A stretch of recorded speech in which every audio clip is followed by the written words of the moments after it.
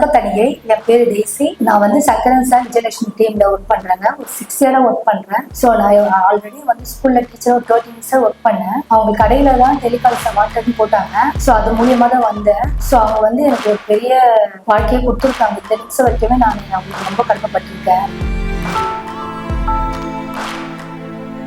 இவங்களோட சேர்ந்ததால என்னுடைய லைஃப்ல நான் நினைக்க கூடாத சேலரி நான் வாங்கியிருக்கேன். ஒரு 10,000 மேல நான் வாங்கிட்டு கிடையாது. ஸ்கூல்ல 1000 லேக்ஸ் கணக்குல நான் பணம் சம்பாதிக்கிறேன். அந்த அளவுக்கு என்னை உருவாக்கியிருக்காங்க. அவங்களுக்கு ரொம்ப ரொம்ப நான் தேங்க்ஸ் சொல்லணும். சக்கர் சார், விஜயலட்சுமி மாதிரி சார் எங்க டீம்ல ஒர்க் பண்ண தரல. அவங்க கிட்ட இருக்கும்போது நிறைய பாடம் கத்துருக்கேன். நேர்மையா இருப்பாங்க, உண்மையா இருப்பாங்க. ஸோ அவங்களுடைய இருக்கும்போது மோட்டிவேஷன் நிறைய கொடுப்பாங்க. என்னால பண்ண முடியலன்ற போது கூட நீ பண்ண முடியும்னு சொல்லியே என்னை உருவாக்கியிருக்காங்க.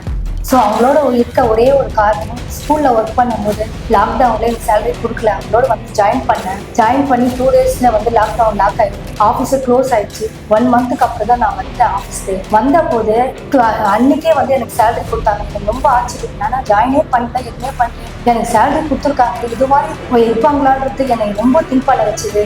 அந்த சேலரி வாங்கும்போது எனக்கு கண்ணீரே வந்தது. அவங்க கஷ்டத்துல எனக்கு கூட இருக்காங்க. இந்த கஷ்டம் இல்லை, எந்த கஷ்டமுமே என் கூட இருந்திருக்காங்க. எங்க அண்ணன் இறந்தப்ப கூட என் கூட இருந்தா, 3 நாள் கூட என் கூட இருந்திருக்காங்க. ஸோ அவங்க என் லைஃப்ல கடவுள் கொடுத்த கிஃப்டா தான் நான் நினைக்கிறேன். லாஸ்ட் இயர் வந்து எங்க மேடம் ஸ்டேஜ்ல சொன்னாங்க, நெக்ஸ்ட் இயர் ஃபர்ஸ்ட் வருவோம்னு சொன்னாங்க. மேடம் சார், கண்டிப்பா நீங்க ஃபர்ஸ்ட் வந்தே ஆகணும் சார், ஃபர்ஸ்டே வரணும். நான் ரொம்ப எதிர்பார்க்குறேன் சார். ஃபர்ஸ்ட் நீங்க வரணும், வெற்றி நிச்சயம் சார். உங்களோட எப்பவும் எந்த டைம்லையும் ஒரு 10 வரைக்கும் நான் இருக்கேன். All the best sir.